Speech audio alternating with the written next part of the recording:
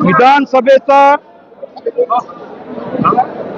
28 तारखेला उमेदवारी अर्ज सादर केला होता। पक्षाचा आणि अपक्ष असे दोन्हीही फॉर्म मी सादर केले होते।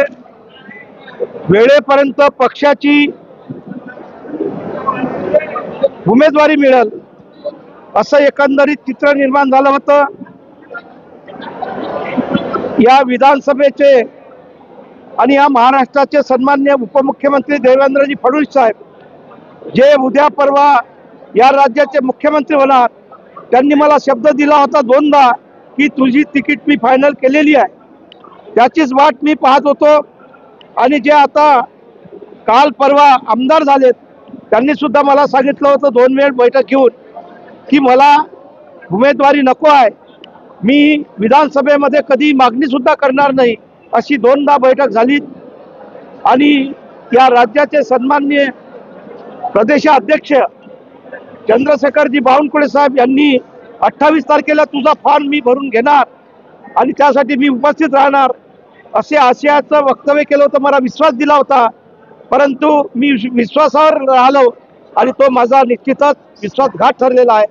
तरी पक्षाचे एक मोठे नेतृत्व म्हणून मी त्यांच्यावर विश्वास ठेवून त्यांच्यासोबत या राज्याचे सन्माननीय अध्यक्ष चंद्रशेखरजी बावनकुळे यांनी मला अमितजी शहा साहेबांकडे नेलं। एक तास चर्चा झाली आणि त्या माध्यमातून माझं समाधान झालं आणि तिथूनच 28 तारखेला जो फॉर्म भरला होता तो 4 तारखेला मी मागं घेतलेला आहे। पक्षाचा आदेश हा माझ्यासाठी महत्त्वाचा होता, कारण का कार्यकर्ता विखुरला होता, आपसामध्ये मतभेद निर्माण झाले होते, ते होऊ नये म्हणूनच मी माझा फॉर्म 4 तारखेला विड्रॉल केला आणि त्याच दिवशी घोषित केलं की सुमित वानखेडे हे 100% निवडून येणार। ज्या ज्या 17 सभा मी घेतलेल्या आहेत त्या सभेमध्ये सुद्धा पोट तिडकीनं सुमित वानखेडे हे 100% 110% निवडून येणार। तरीही माझ्यावर काही चुकले कार्यकर्ते ज्यांचा समाजासोबत संबंध नाही, जे कधी निवडून आले नाही, निवडून येण्याची पात्रता सुद्धा नाही, अशा दारूबाज कार्यकर्त्यांनी माझ्या तक्रारी केल्या आणि त्यातूनच माझी अवस्था खराब झाली। म्हणूनच मी 22 तारखेला निर्णय घेतला की मी राजकीय संन्यास घेईल म्हणून।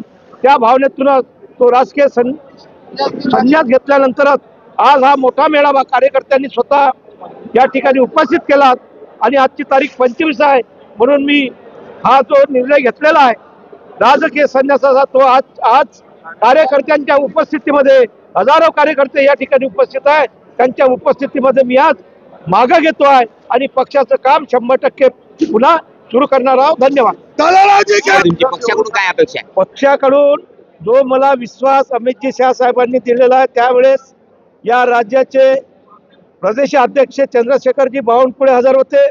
त्याच वेळेस उपमुख्यमंत्री देवेंद्रजी साहेबांशी सुद्धा चर्चा झाली। त्यांनी मला विधान परिषदची तिकीट कबूल केलेली आहे, विधान परिषदेवर तुला 100% मी घेणार असा विश्वास दिला। आर्वीच्या झालेल्या सभेमध्ये सुद्धा 18 तारखेला आर्वीची सभा होती, त्यावेळेस सुद्धा मला कवटाळून सांगितलं का तुला विधान परिषद 100% देणार असा विश्वास माझ्याबाबत त्यांनी दिलेला आहे। धन्यवाद।